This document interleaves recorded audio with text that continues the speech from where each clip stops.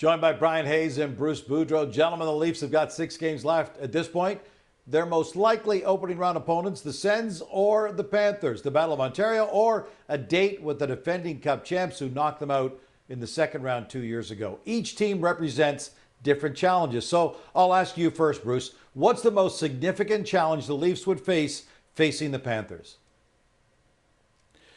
Well, Gino, they're the Stanley Cup champions. And they've got a lot of players that are out right now that I guarantee will be back by game 1 of the playoffs here. And so when they get their whole team back, they're going to be formidable. They're the one team I think doesn't care if they finish first, second, or third. They're not afraid of any opponent. And when they're healthy, they're a pretty good juggernaut of a team. So I would worry about playing the Stanley Cup champions fully healthy, a lot of the players rested, and coming back and playing Toronto. So, I mean, that's the biggest challenge if I was a Leaf and wanting to play those guys. I don't know if I'd want that.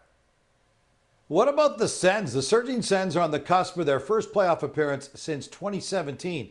Is this the better of two evils for the Leafs, Hayes? What's the biggest challenge Ottawa would represent for the Leafs? I think there's a few challenges, but I think biggest would be the mental state of the Maple Leafs approaching a series like this. And what I mean by that is they will be, the Maple Leafs, the prohibitive favorite for the first time since 2021 when they played Montreal in the first round. And we all know what transpired that year. This Leafs team led by Matthews and Marner and Nylander historically in the playoffs have either been coin flips to win it or underdogs. This will swing the complete opposite way. How do they feel about being in the driver's seat? Also, the idea that Toronto is a pressure cooker. It is. The market is a pressure cooker. Everyone focuses on the history of this core and the team, the history of the team in terms of a lack of Cup success and lack of playoff success. You will be expected by Maple Leaf fans, if you're the Maple Leafs, to win this series.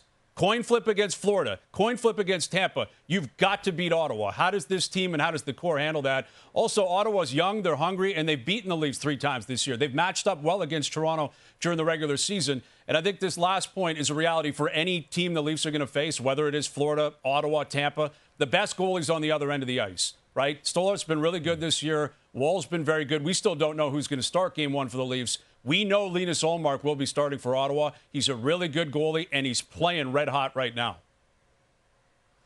Coach, what you've seen from the Sens down the stretch has been pretty impressive. But do you think they've even got another level if and when they could make it to the playoffs to potentially face the Leafs?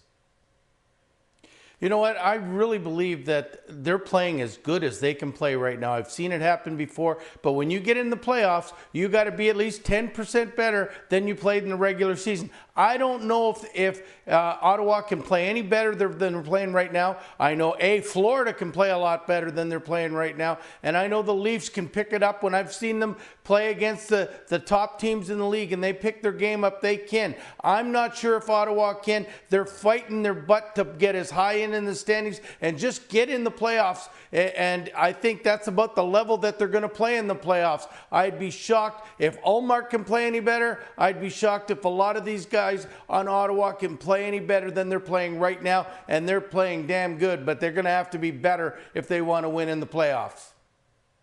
This much we know, the Sens goalies have been sensational lately. Linus Ullmark and Anton Forsberg have posted back-to-back shutouts. They haven't allowed a goal in 153 minutes.